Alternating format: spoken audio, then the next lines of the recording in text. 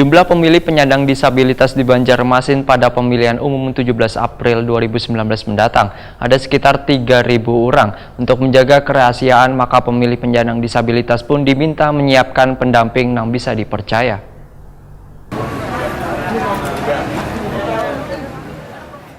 Jumlah pemilih penyandang disabilitas di Banjarmasin sekitar 3.000 orang. Komisi Pemilihan Umum Banjarmasin pun menjamin kerahasiaan suara pemilih penyandang disabilitas tersebut pada pemilihan umum 17 April 2019 mendatang. Untuk menjaga kerahasiaan, maka pemilih penyandang disabilitas diminta menyiapkan pendamping yang bisa dipercaya. Demikian dipadahkan Ketua KPU Banjarmasin Khairul Nizam, Wairita Kunifrima TV di sela-sela proses penerimaan surat suara gelombang kedua jelang tengah hari Selasa 20 Februari 2019.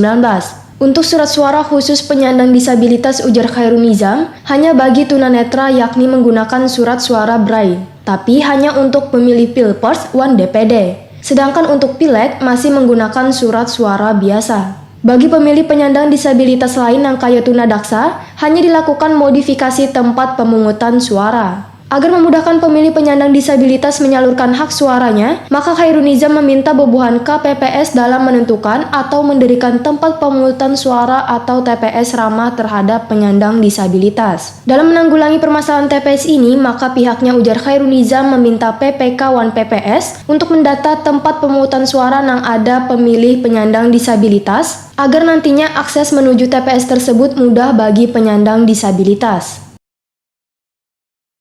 Kota Banjarmasin itu jumlah difabel itu sekitar 3.000 lebih ya, jumlahnya 3.900-an ya. Jadi harapan kita nantinya kepada kawan-kawan KPPS untuk menentukan TPS nanti itu diharapkan ramah terhadap kawan-kawan warga yang difabel ini. Jadi jangan sampai nanti di tempat yang sulit diakses oleh pemilih yang difabel itu. Jadi kita menghimbau, ini masih proses untuk KPPS. Nanti kalau sudah terbentuk KPPS, harapan kita kepada KPPS nanti bisa membuat TPS yang aksesibel terhadap kawan-kawan disabilitas itu.